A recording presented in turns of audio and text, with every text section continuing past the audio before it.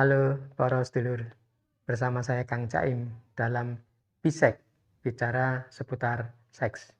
Saya Kang Caim, kita bicara seputar seks. Kalau kita bicara seks, maka yang ada dalam pikiran semua manusia rata-rata mengatakan hubungan kelamin laki-laki dan perempuan.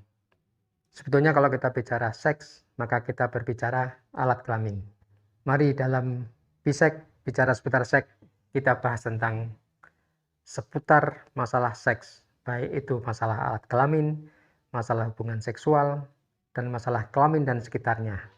Mari kita bicara masalah alat kelamin dari mulai masa perkembangan dalam masa embrio. Artinya perkembangan alat kelamin dalam masa janin di dalam rahim ibu. Kita tahu ketika hubungan suami istri ketemunya sel telur dengan sel sperma, maka akan terjadi pembuahan. Dalam proses pembuahan terjadi gumpalan daging di dalam rahim ibu. Nah, dalam proses perkembangan menjadi janin, maka juga berproses di dalam alat kelaminnya.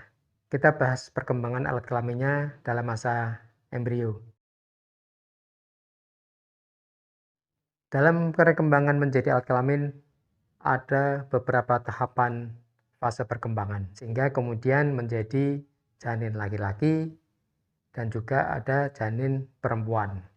Dalam masa perkembangan, ada beberapa peristiwa yang sebetulnya antara laki-laki dan perempuan ada kesamaan, di mana pada saat proses menjadi skrotum atau kantong zakar yang laki-laki, ketika akan menjadi perempuan, dia melakukan proses invaginasi atau perlekukan ke dalam. Maka proses invaginasi ini yang kemudian disebut vagina dalam alat kelamin perempuan.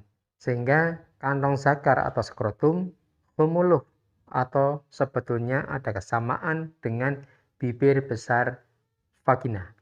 Ketika dalam menjadi laki-laki menjadi batang penis kemudian menjadi gland penis, maka ketika menjadi wanita terbentuk klitoris atau gelentit, sehingga kepala penis atau gland penis pemuluh dengan klitoris. Dan dua organ ini adalah organ-organ pekarangsang, baik dalam laki-laki maupun perempuan.